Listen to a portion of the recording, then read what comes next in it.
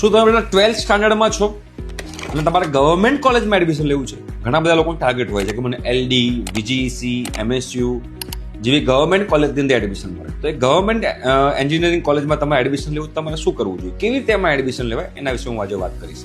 અને બેટા તમારા લોકો ફ્રી ઓફ કોસ્ટ 12th સ્ટાન્ડર્ડની પ્રિપેરેશન કરવી હોય, ગુજકેટ બોર્ડ, જેડબલ નીટ, તો સ્ક્રીન ઉપર એક નંબર આવે છે, એ નંબર પર તમારે વોટ્સએપ મેસેજ કરવાનો છે. એટલે અમારી ટીમ જે છે તમને લોકોને એ ફ્રી બેચમાં એડ કરી દેશે. ઓલરેડી ફ્રી બેચ સ્ટાર્ટ થઈ ગઈ છે with material, Gujarati medium, English medium બંને. બેટા ગવર્મેન્ટ એન્જિનિયરિંગ કોલેજમાં એડમિશન લેવાના બે તરીકા છે. તમે જેડબલ મેન્સ થ્રુ પણ એડમિશન લઈ શકો છો અને ગુજકેટ પ્લસ બોર્ડના રિઝલ્ટના બેઝ પર પણ તમે લોકો એડમિશન લઈ શકો છો. રાઈટ? જે પણ ગવર્મેન્ટ એન્જિનિયરિંગ કોલેજ છે એમાં 5% સીટ્સ જે છે જેડબલ મેન્સની છે અને 95% સીટ્સ ગુજકેટ પ્લસ બોર્ડના બેઝ પર ભરાય છે. ઓકે, ફોર એક્ઝામ્પલ આપણે એલડી કોલેજ લઈએ, એલડીમાં કોમ્પ્યુટર એન્જિનિયરિંગની 100 સીટ્સ હોય તેમાં 5 સીટ્સ જે છે એ જેડબલ મેન્સ થ્રુ ભરાય અને 95 સીટ્સ જે છે એ ગુજકેટ પ્લસ બોર્ડના બેઝ પર ભરાતી હોય છે. એપ્લાય કેવી રીતે કરવાનું?